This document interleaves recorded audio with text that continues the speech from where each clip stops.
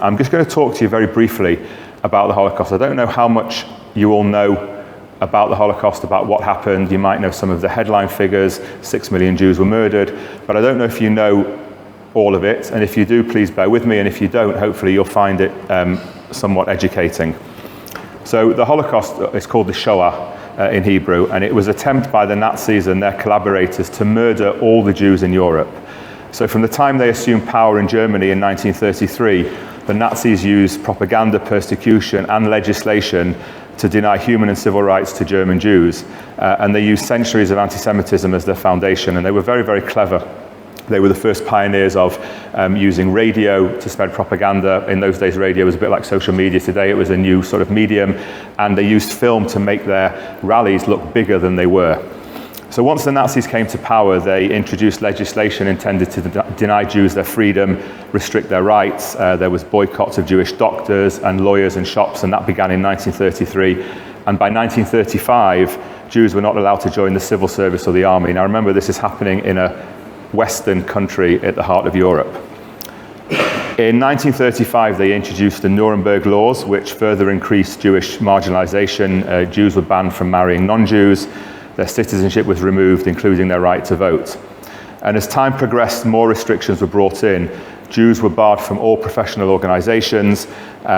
Jewish children were prohibited from attending state schools. And then in 1938, there were further laws that decreed that all Jewish men must take the middle name Israel and women Sarah. All Jewish Jews had their passports marked with a J.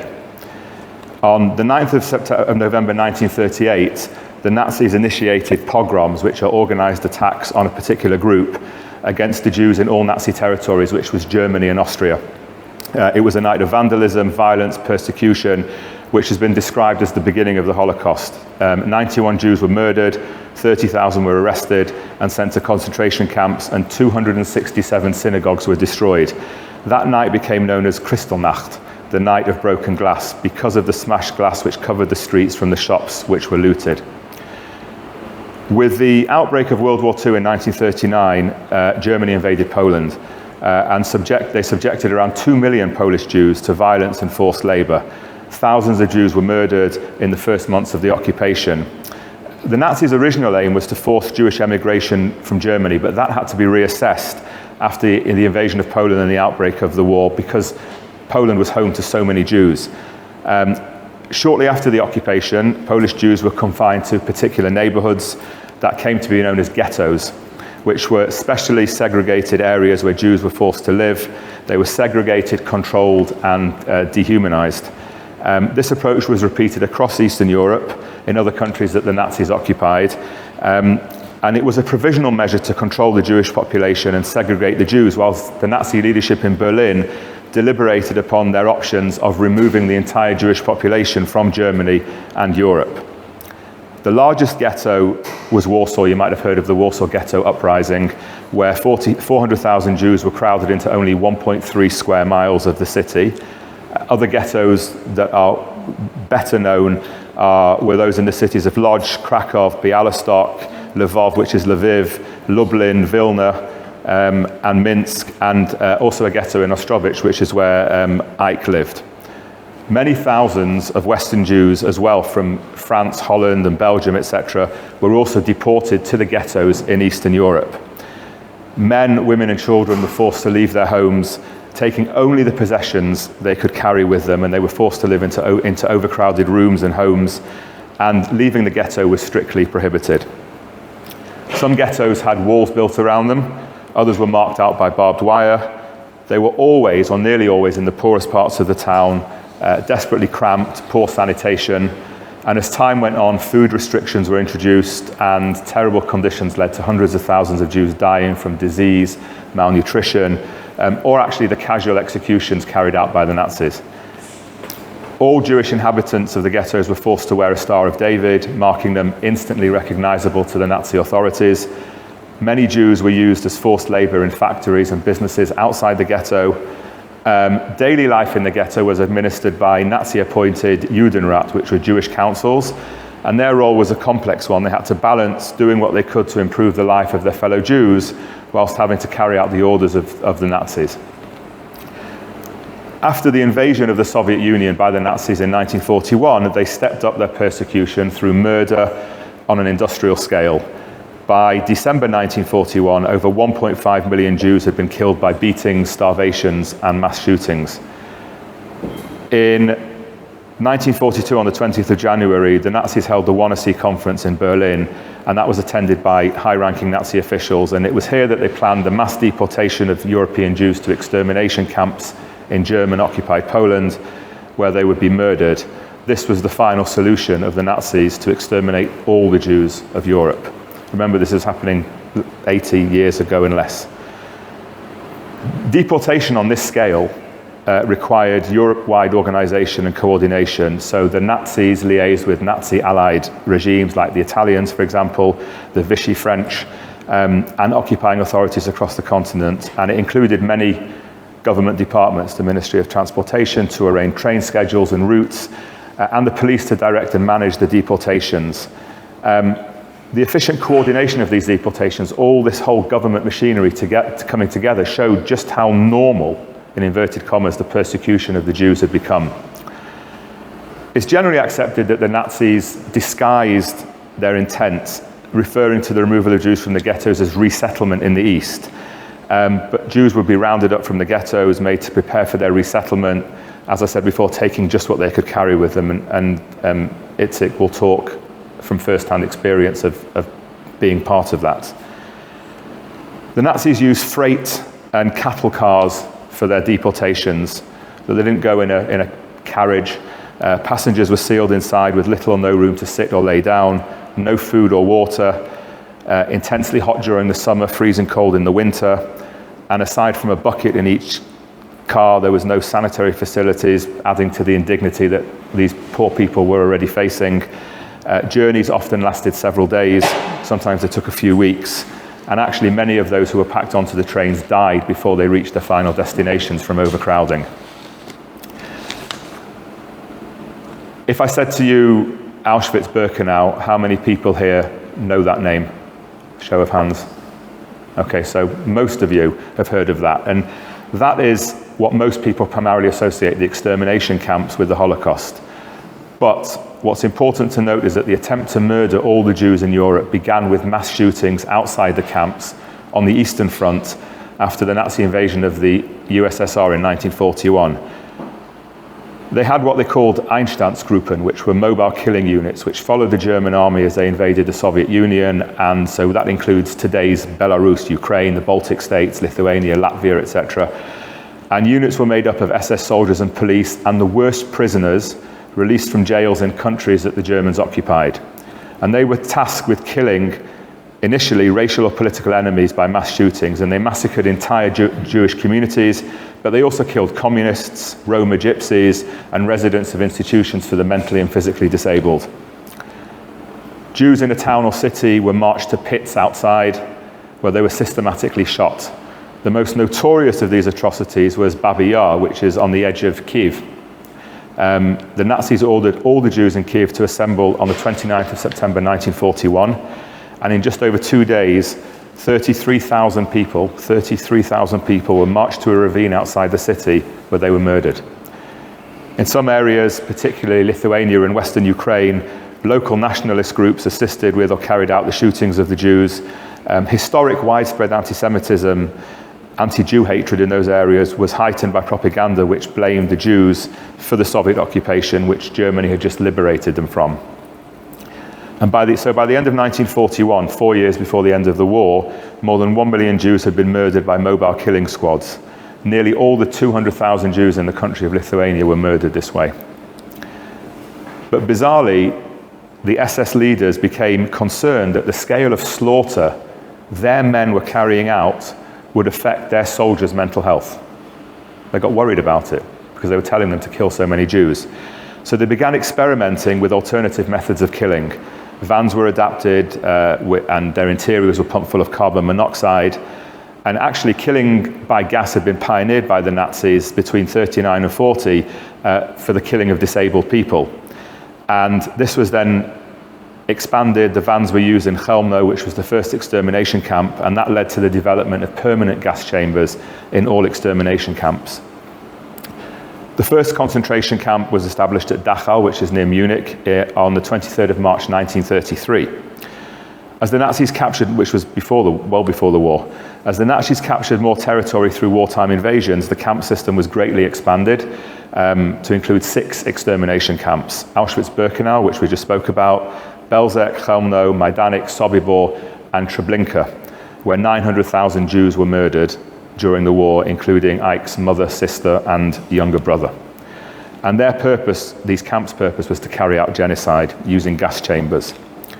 Between 1933 and 1945, the Nazis created more than 40,000 camps, forced labor, transit, extermination camps throughout German-occupied territory. Camp inmates were often subject to forced labor, overcrowding, poor sanitary conditions, starvation, and cruel treatment. And there's a huge high death rate because of these poor conditions. Auschwitz-Birkenau was the largest Nazi extermination camp, where 1.3 million Jews were murdered, and where train transports full of Jews arrived on a daily basis from virtually every Nazi-occupied country in Europe. By the end of the Holocaust, 6 million Jewish men, women, and children had been murdered in ghettos, mass shootings, and in concentration and extermination camps. What you are about to hear from Ike Alterman, is first-hand testimony from someone who was born in Poland before the war, lived in a Nazi-controlled ghetto, and survived much of what you have heard, including 4 death camps and a death march. It is, as it always is, my great honor to introduce my dear friend Ike Alterman, who I have to tell you is the most incredible person I have ever had the privilege of knowing. After Ike has spoken, we want you to ask questions. There's no question you can't ask. Don't feel like you can't ask anything. It's a rare occasion to hear from somebody so unique and so special, and so we really want you to ask questions. So it's my great pleasure to introduce Ike. Thank you very much.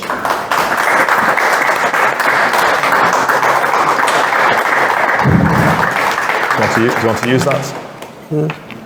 No. No? Okay. Good evening, everyone. Thank you for coming. Can you hear everybody to here? Some of my experiences. Yeah, I think maybe just use that. Sorry? Do you want to use that? Because it's a big room. Or do you want to talk more? I can't do this and that. Okay, I'll hold it. Yeah. Okay. My name is Ike Alterman. Ike originally, that was in Polish. But I changed it over here because a lot of people couldn't pronounce it when I came over. So I started calling myself Ike. Ike Eisenhower, you know. If you heard of the name, the American general Ike Eisenhower. I thought, oh, wow, that's fine. So I started making my name Ike to my friends. I was born in Ożarów. My mother, Chava Sara, hometown in southeast Poland in 1928. I had an older sister, Vega, and a younger brother, Pinchas. I remember that my father, his name was Zacharias Szwajwoil in Polish. He had the first motorized taxi in the town. The car had a big horn on the driver's side of the car, and I loved to hoot, ah, ah, ah. When I was still young, we moved to my father's hometown called Ostrowiec, which was already a larger city. And it was about 25 kilometers away from my mother's hometown. So my father's hometown was Ostrowiec, which was 25 kilometers away from the other one. So he could work in the family business. As well as working in the family business, my father would go to Warsaw, the capital of Poland, to buy parts, and he would assemble and sell racing bikes. Let me explain.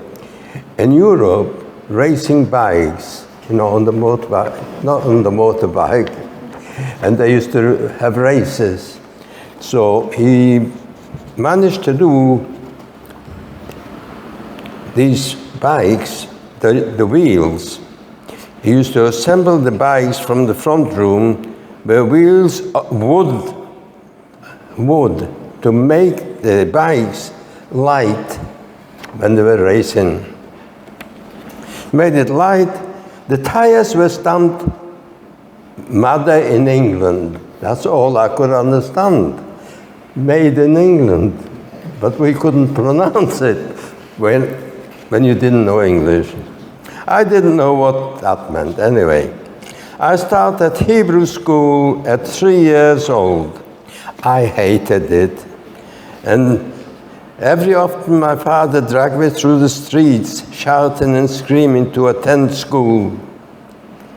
Children started Polish schools at 7 years old. And so I had only two years of secular schooling when the war broke out. Everything changed in September 1939 when war broke out. All Jewish businesses were closed and work, food, education were restricted. A ghetto was formed in 1941. In a small area of the town around where we lived, more and more people arrived from local towns, and there were approximately 16,000 people at any one time. German soldiers raided the ghettos regularly and took people away. They were never seen again. In autumn 1942, all Jews were ordered to report to the town square where we lived. We were allowed to take with us only what we could carry in our hands. Yeah. We were lined up in the square 4 or 5 rows deep. And we were kept standing for hours, fearful of what was awaiting. Fearful we were awaiting what they were going to do with us. I was standing behind my father, who told me to stand on my tiptoes so I would look taller and bigger.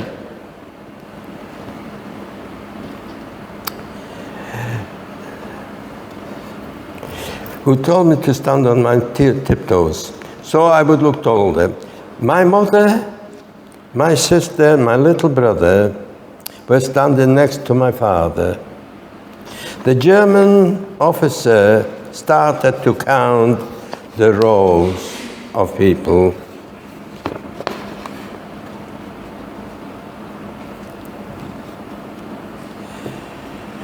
The German officer started to count, and he stopped between my father and my mother. His arm goes down like that. He came down, and all those to the left of my father were marched out of the square, followed by guards with rifles. That's my mother, my brother, my sister were marched out among all the others that were on the left-hand side. And they were marched out by guards with rifles on them.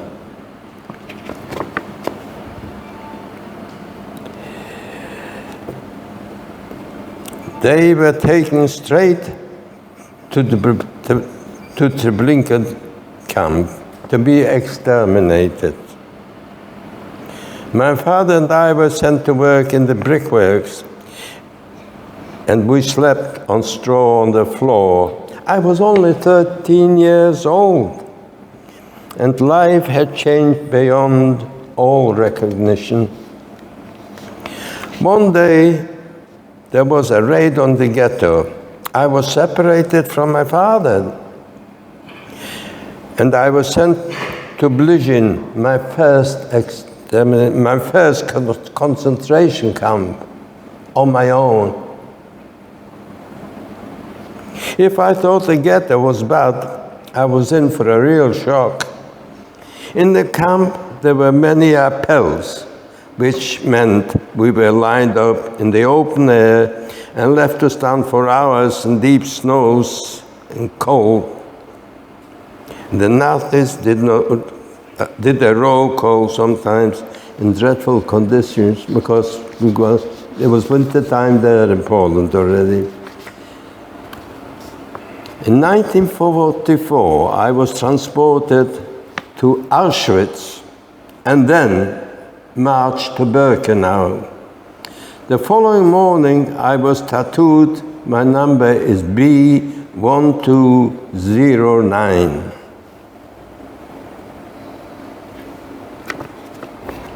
I had no name after that, only a number.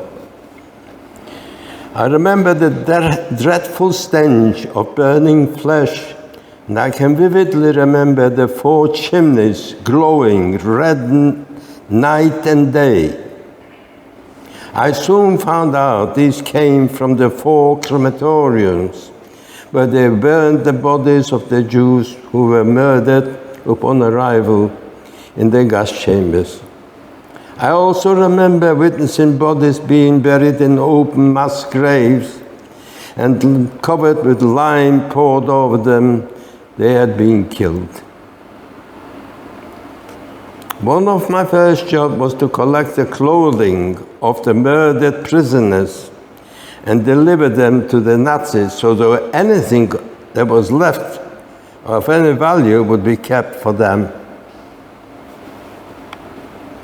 The morning before Christmas, we were sent out in the bitter cold to pick sprouts for part of the officers' Christmas dinner. We had no proper shoes or warm clothes, and snow was very deep, and we were frozen to the bone. In the evening, the German political civilian, I must stress that, a civilian, who was in charge of our barrack, ordered us to sit on our bunks and sing to him in silent night to him. Heilige Nacht, Ruhe Nacht, alles Ruhe, alles wach. For which we received a ladle of water with a couple of sprout leaves floating in it. That was our Christmas bonus.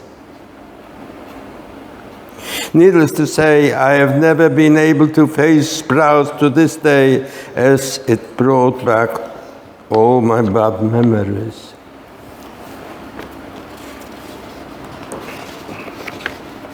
Sorry.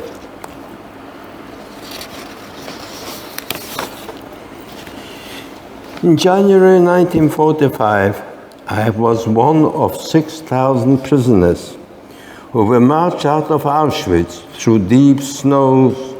Anyone who couldn't keep up was shot and left on the side of the road.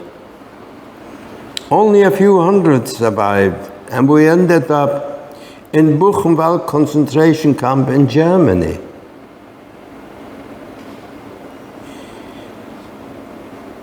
In the middle of April, we were loaded onto the open cattle trucks with guards on all our corners of each truck,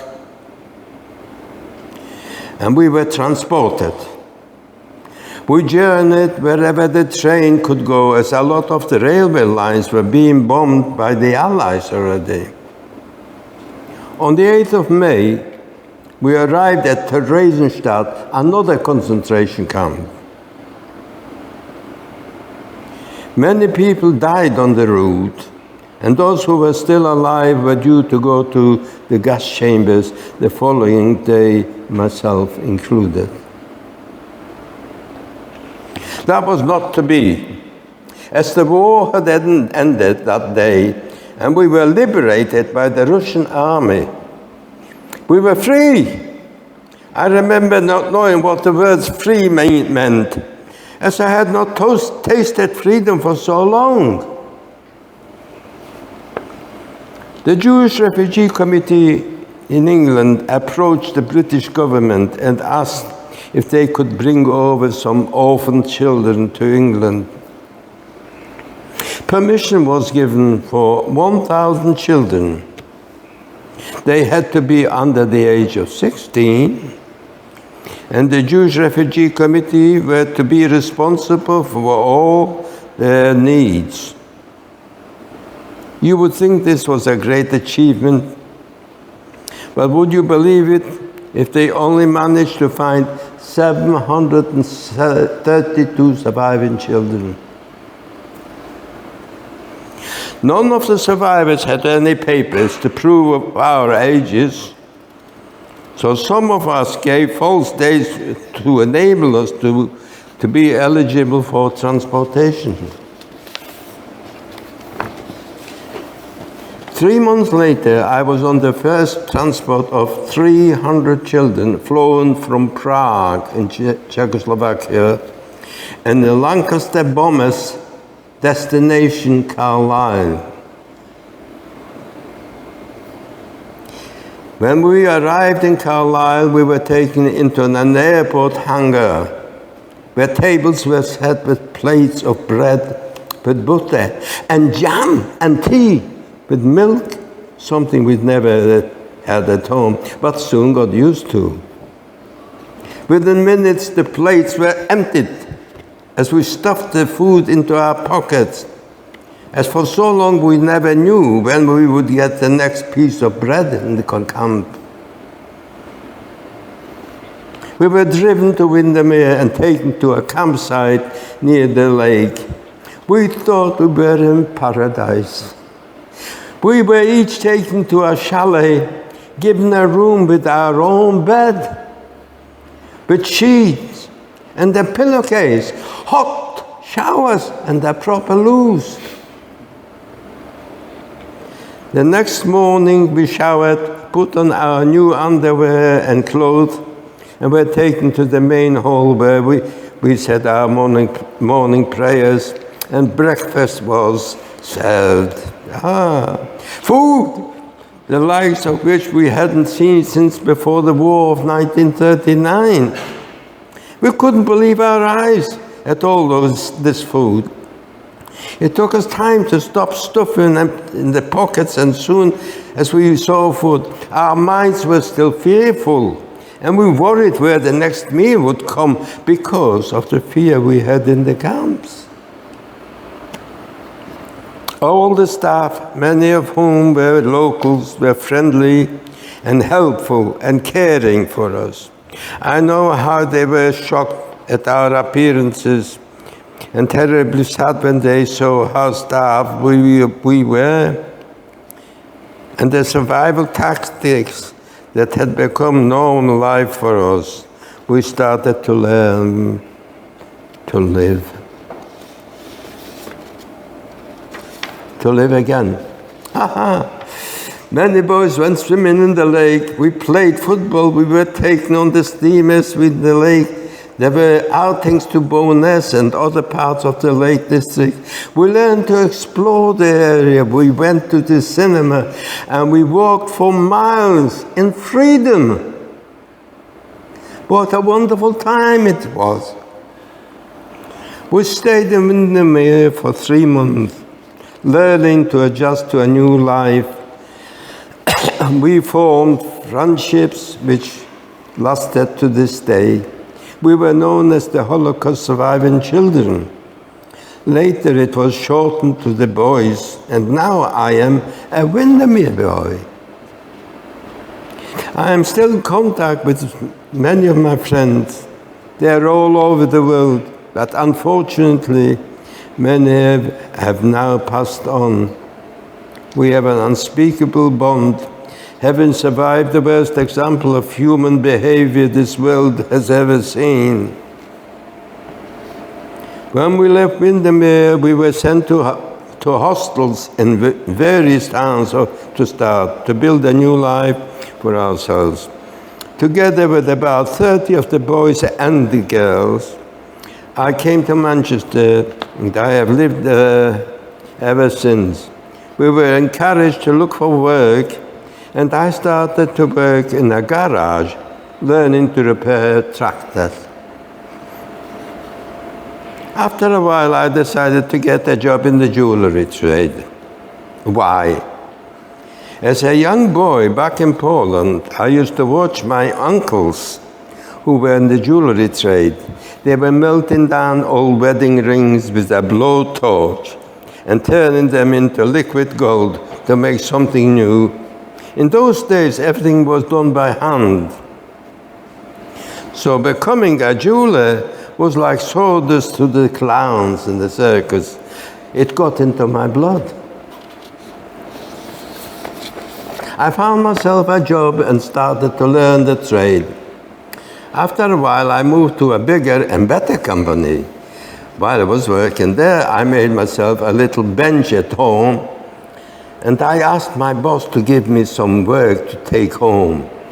Some evenings I would work at 10, 11 o'clock at night for an extra pound or two on the side.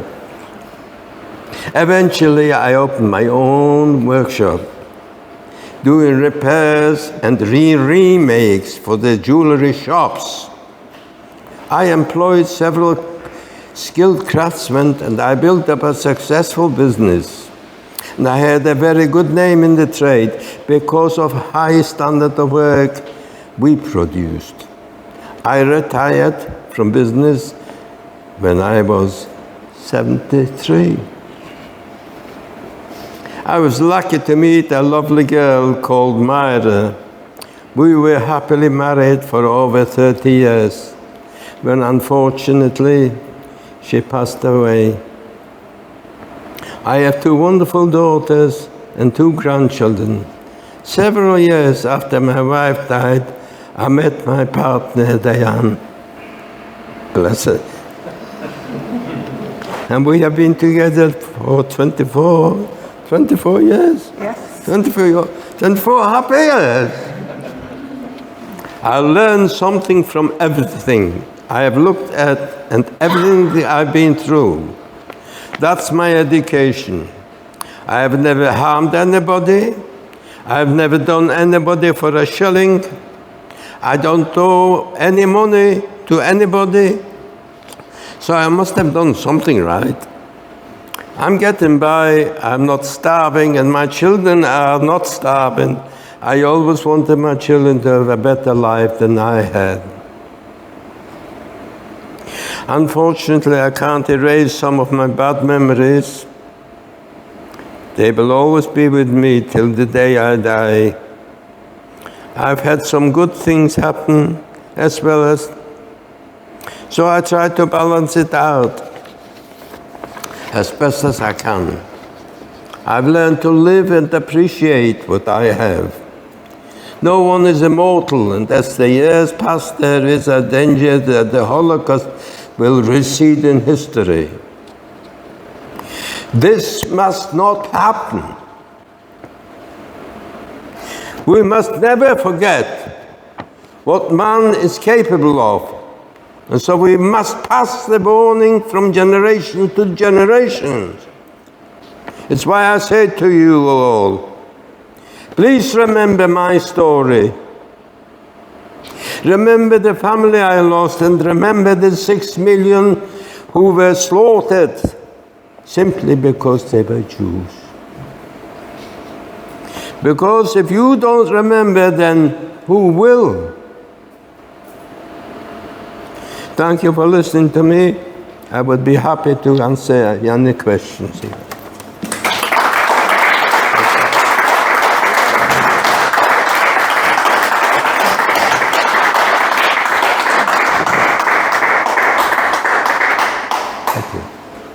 I think that is extremely powerful. Every time I hear Ike talk, I hear something new, I learn something new.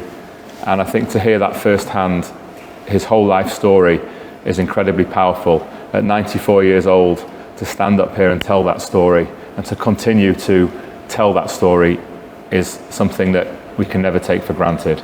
So, delighted to take questions about anything that you want to ask, any of his experiences, any of his views, anything like that. He's happy to take questions. Who's going to go first? Yes. How did you get through it? How did you get through it?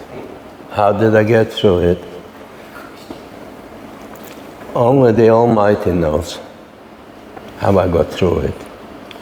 There were people there, older people, younger people than me, cleverer people, geniuses, and all that disappeared. But I really, lately, other people said, how did you get through it? To be honest with you, the only thing I can think about, some people may laugh about it, is my late mother, rest her soul.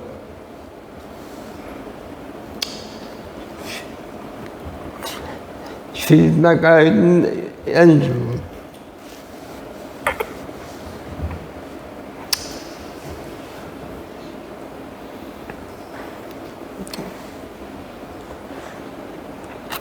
Yeah. Okay. Next. Next question. Yes. I don't know if I missed it, but you said you got separated from your father. Did you know your father actually passed away obviously in the camp? Was it that you just got separated and obviously sent to different camps? Have you ever reached out to him if he was potentially alive, or? What was that? Do you know how you got separated? You got separated from your father. Do you know what happened to him? I know. I knew exactly. But it's a long story. I can't. When you got to Auschwitz, though? When you got to when we were still in Poland, we got separated because my father belonged to a Jewish committee, which the Germans insisted the local people put Jewish committee on. They liaised with the Germans to say if they wanted to make any laws, or they wanted to take things away from Jews and all that, they used to liaise with my father's committee. Unfortunately, at one time he had to entertain the Obersturmbannführer, who was a German, who was in charge of the city, and entertain him.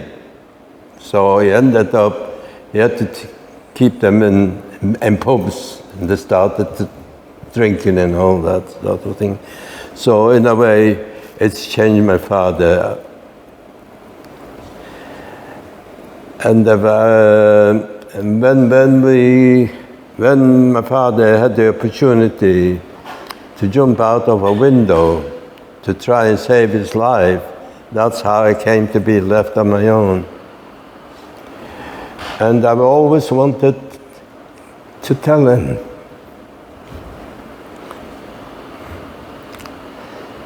I forgive him because of the situations we were all in.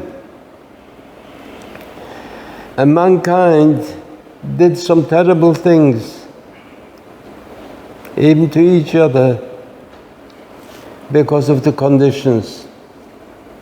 Unfortunately, my father, I found out after the war, was sent. Oh, I must tell you that.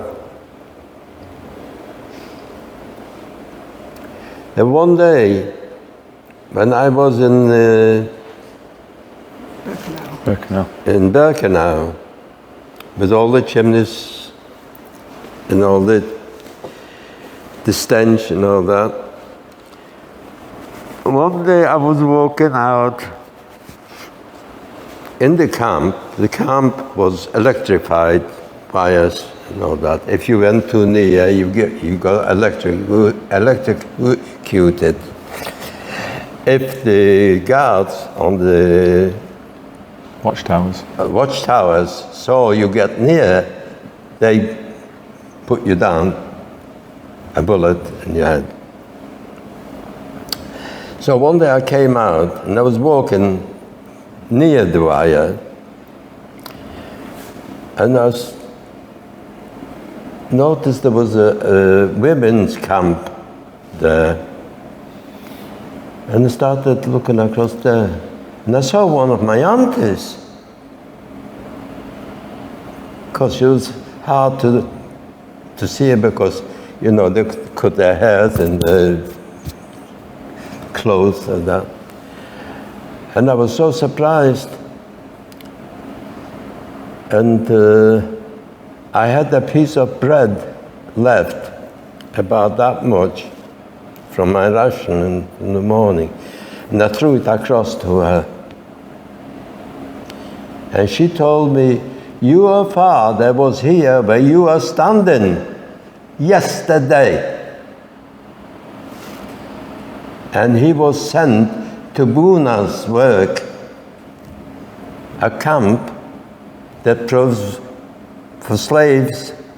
They were producing things for the German army."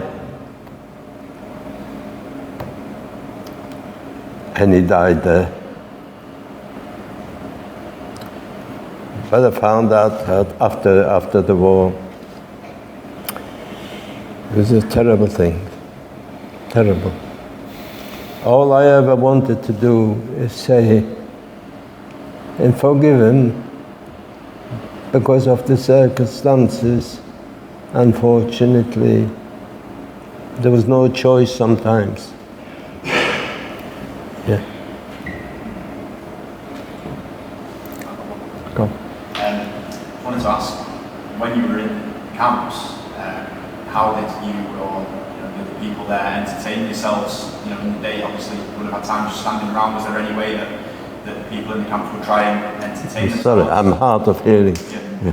When you were in the camps, Yeah. was there ever a chance to entertain yourself or do something? Did you sing to keep your spirits up, or did you? Oh, no. You lived from one day to the next. You never knew that you were going to be the next in the crematorium or not. That was life. If you survived one day, you say, well, who knows? Tomorrow I could be in the gas chamber. In Auschwitz-Birkenau, as I said before, the Nazis murdered 1.3 million Jewish people. On liberation, I think I'm correct in saying that when the camp was liberated by the Russians, there were 8,500 Jewish prisoners left, and about 1,000 of them died almost immediately afterwards from illness or starvation, malnutrition. Oh, there was one of my colleagues that survived with us, a few of the boys that survived the war, and I remember an instant when we were being told by the Russians, they liberated us, you've got 24 hours, you can do whatever you want to the Germans. Well, what could we do? We can't go out and start killing. I wouldn't belittle myself. I'd do the things that they used to do to other people. One of the boys went out, he disappeared. They came back, and they had a little half piglet wrapped around on the hair. A piglet. They found in some farm. They came back, and everybody, because we were so starved, everybody wanted a piece of that. All those that managed to get a piece died, because the system wouldn't allow Bodies. They poisoned them. So, that's how bad it was. So when you think that Ike survived Auschwitz, and you think how many people were murdered in Auschwitz, it's an incredible story. And his book is now being used by schools in Greater Manchester as part of their Year 10 history syllabus. And it's used by a school in Trafford called the Wellington High School. Some of you might know it. And Ike got a letter a couple of months ago from a 14-year-old Ukrainian refugee called Sophia, who said that she wrote to him in Ukrainian and said that she'd read his book and his story amazed her and his resilience and the way he survived. And she asked him a really powerful question, which I'll ask you now, and his answer is incredible. She said to him, "Do you hate all Germans?" And my answer was, no. I hate the Nazis because they committed these atrocities. How can I turn around and say I hate all Germans when some are not even born yet when all this was happening?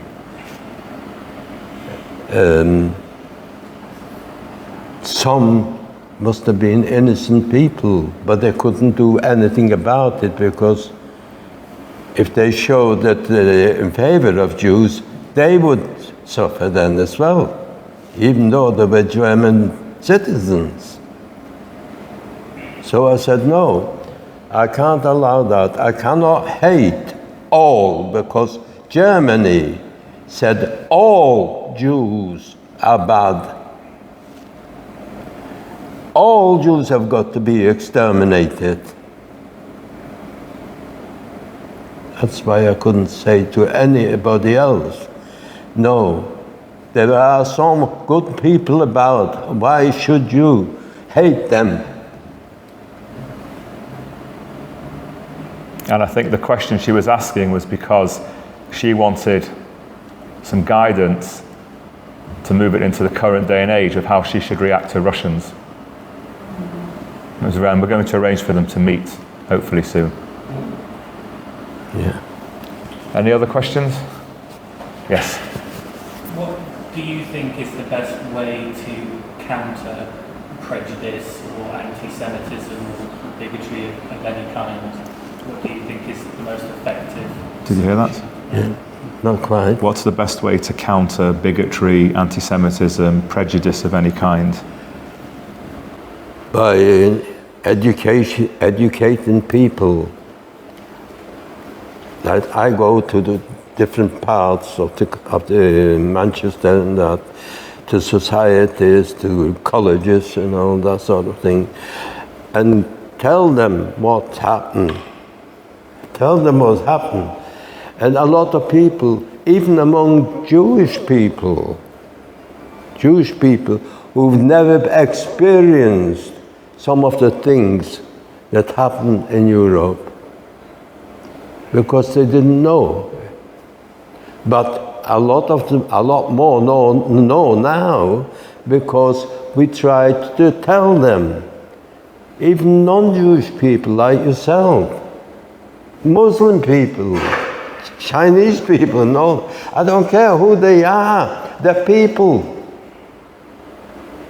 The people have got a world, not just for themselves, but to take into consideration other people.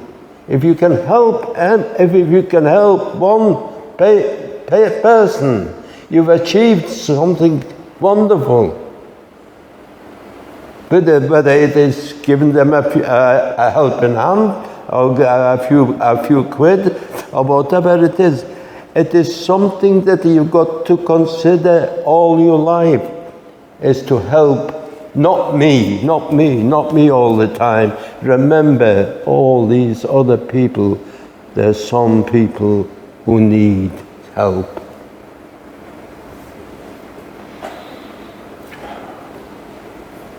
Any other questions? And you'll feel better for it. Have you ever been back? Have you ever been back to Poland? Have I been back to Poland? Yes. Once I went back. I was invited by some American people who were going back to see where their parents and grandparents came from. And they asked me to come with them. We did. Yeah. It was a wonderful experience. But I've been back recently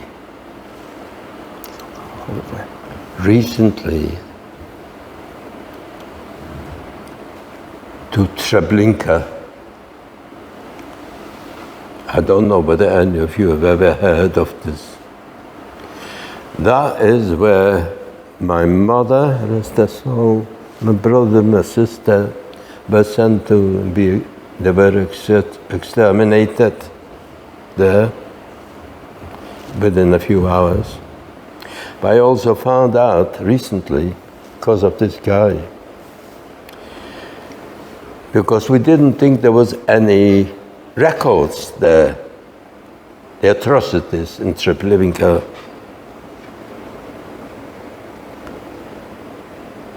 And this guy here has lengthened my life. It's just recently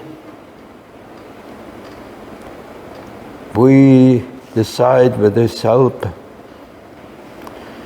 they found some records about people being exterminated in 1942. And that's where my parents went to. On my mother's side, the whole family, my grandfather, uncles, aunties, great-aunties, going back, people that I used to play with as a child, know that, they've all been taken there. So I went back with Diane, my daughter, this guy here with his wife. 8 people accompanied me. And I had to go through all this to try and find out what happened. And it was so emotional. So emotional. There's no graves there, nothing. Just stones for people. How many? There are 17,000 memorial stones, and each one represents a village, a town, or a city where Jews were transported from by the Nazis to be murdered upon arrival. 17,000. Treblinka was a camp that was about, it's not a big place. Jews were brought there on a train. Initially, they were shot upon arrival and buried in mass graves. The Nazis thought in 1943 that they would be found out. So they got the Sonderkommando, which were Jewish prisoners, to dig up the dead bodies. And then they piled them up on railway sleepers and burnt them and buried their ashes. So when we went to Treblinka, really it was a sense of closure for Ike to be able to go to the place where effectively his mother and his brother and his sister were laid to rest. Plus my other family. The grandparents, aunts, uncles, the whole extended family, and to recite Kaddish, which is the Jewish memorial prayer that we say for our dead. And it was an incredible, I mean, it was 34 degrees, it was boiling hot. And this man is incredible because he's 94 years old and we were there for 3 hours. And on the way out, we met a busload of Israeli and American Jewish teenagers. And it was an incredible experience because in Jewish law, when you pray, praying with 10 men has a greater level of emphasis than just praying by yourself. So I got to say that the Kaddish memorial prayer again with more people, but also it was that circle. It was a 94-year-old survivor of the Holocaust with a new generation, and it showed that what the Nazis tried to achieve failed. And so it was a hugely symbolic and powerful moment, but he was incredible, the strength he had to go back there to do that. But I think it gave you a sense of, if it can, closure to a certain degree, didn't it? Well, I felt, even though it was only a stone there from my hometown,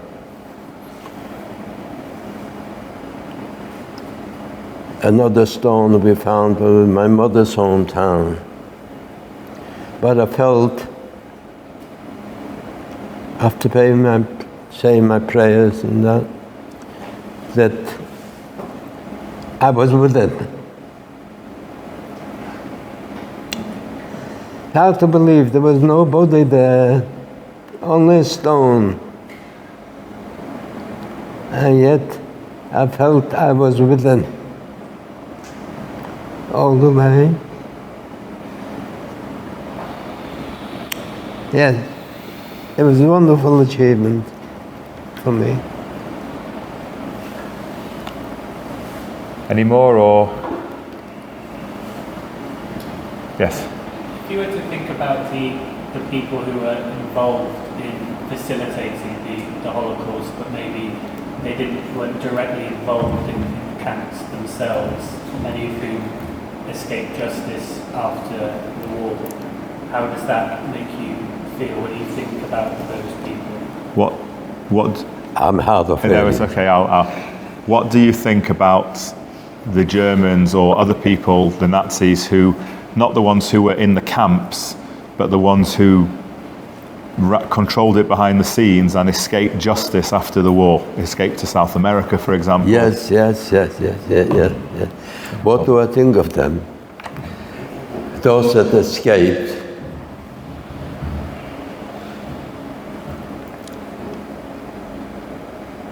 They were lucky. Now, obviously, they must have got a lot of help from within.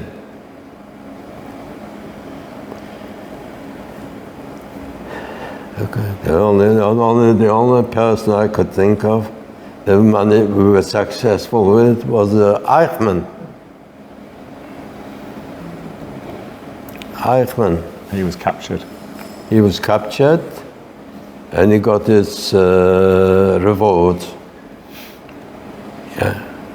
There's a pity that so many are still in the loose at home and made their own lives again and all that. But that's the world.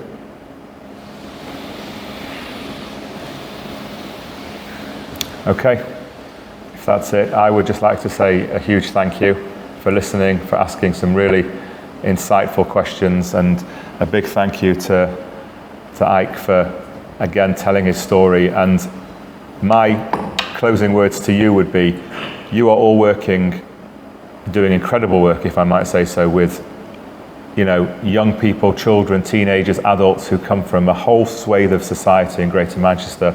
Some are privileged, some are less privileged, across loads of different cultures and religions.